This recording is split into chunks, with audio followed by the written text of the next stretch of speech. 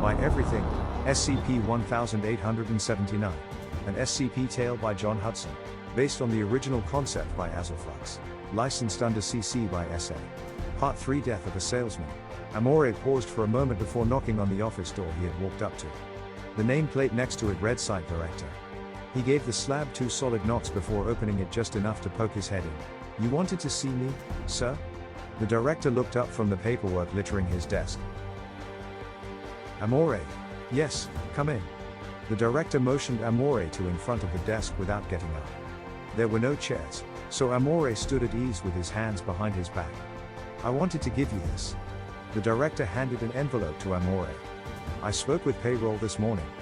Those should start direct depositing next pay cycle. Now, brief me on the current status of 1879-02. We were very close to containment 2 days ago. The NPC in our custody interfered with our pursuit and allowed it to escape." "You mean you allowed it to escape?" the director said sternly. Amore nervously cleared his throat. "How was a 92-year-old woman supposed to know what she was doing?" "Yes, sir." "You're right, sir," Amore said. "You came to us highly recommended by Site 19. I knew putting you on row 4 would help shake that investigation up, reinvigorate it, but from the moment you stepped foot on site this anomaly shows up, breaking 18 years of silence." "Why is that?" The director's question was ensconced in an accusatory tone. "I honestly don't know, sir." The director leaned back in his chair, relaxing his posture a bit. "You know, I had a function to attend tonight.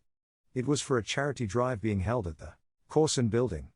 Apparently, the function has been cancelled because somehow 65 roast dinners disappeared from the housemaid kitchen's prep area. Apparently, the chef preparing the feast was conned into a cheap set of steak knives by a, and I quote, obnoxious ass clown wearing an old fart suit." The director gave Amore an inquisitive look. "The chef said he had entered and exited through the freezer. 1879-02 I believe is taunting us, letting us get so close.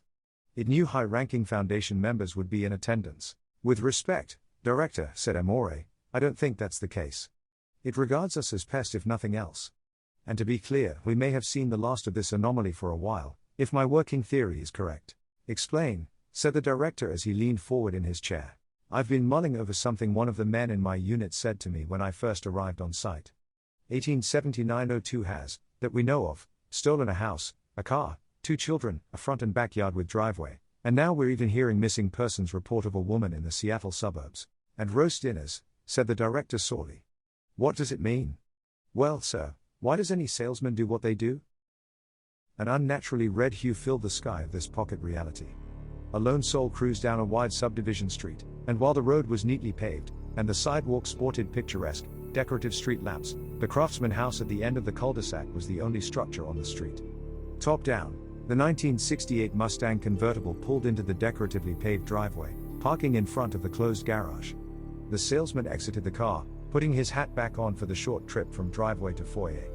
He stopped to smell one of the flowers in the picturesque front yard garden after closing the gate of the white picket fence behind him. "Honey, him home," he called out as he entered the house, setting his briefcase down, and neatly hanging his hat and jacket onto the hall tree by the door. "Daddy!" little Angelica exclaimed, running down the hall from the kitchen and jumping into the man's arms as he hoisted her up with a laugh. She was followed by a small Shih Tzu, its tail wagging. "I say, little girl, you're getting awfully big." He made a playful gesture on her nose with his fingers. She giggled. "No, I'm not. I'm going to be young forever." "Honey," Janet appeared from the kitchen removing the white apron from her red velvet dress. "Swell timing. I was just pulling the roast out of the oven." She walked over and kissed him on the cheek. "You hear that, baby girl?" the man said, turning back to Angelica, still in his arms. He set her back down. "Mommy says it's time to wash up for dinner. Now go on." The little girl ran off into the dining room adjacent to the kitchen. "Set me up a plate, will you, honey? I'm just going to pour myself a stiff drink, real quick."